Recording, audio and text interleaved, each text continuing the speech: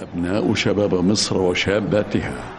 citizens, the children of Egypt, men and women, I address you today. Until the end, he tried to deal.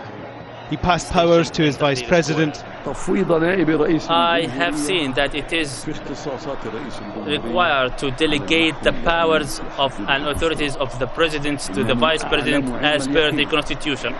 But even that wasn't enough to save Hosni Mubarak. The protests on the street grew too loud, too large to ignore. A humiliating end to a life devoted to Egypt.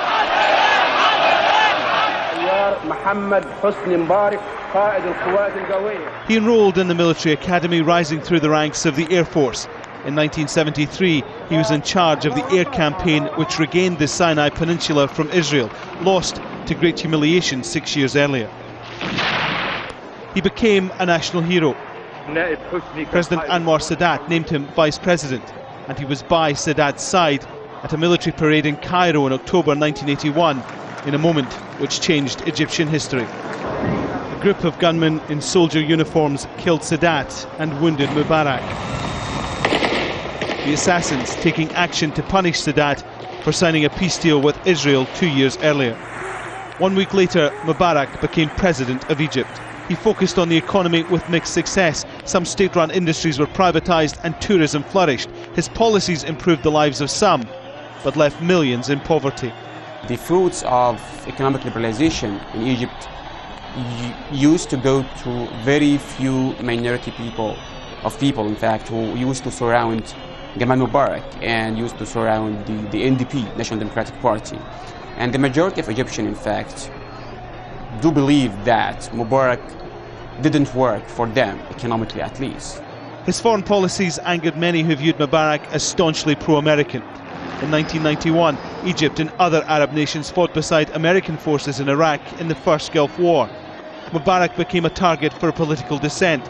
There were a number of assassination attempts, like this one during a visit to Ethiopia. In the mid-1990s, Egypt was rattled by militants who carried out brazen attacks on tourists. Nearly 60 were killed in Luxor in 1997, hitting the economy. Nobody in the world could ever give you 100% guarantee in any place in the world. Mubarak cracked down. Thousands of suspects and political activists were rounded up. Human rights organisations and political opponents, including the officially banned Muslim Brotherhood, Egypt's largest opposition group, criticised Mubarak's lack of democratic reforms. He responded by talking about changes, but doing little. He was elected president 4 times, the last in 2005. That election unusual, as under American pressure Mubarak allowed others to stand against him. He won comfortably, but there were allegations of voter fraud and other irregularities. He remained close to successive American administrations who poured billions of dollars in financial and military aid into the country. In return, he gave the US strong Arab support on many controversial issues, particularly the Israeli-Palestinian peace process. Many of Mubarak's decisions, including closing borders with the besieged Gaza Strip and selling Egyptian natural gas to Israel, were widely condemned across the Arab world.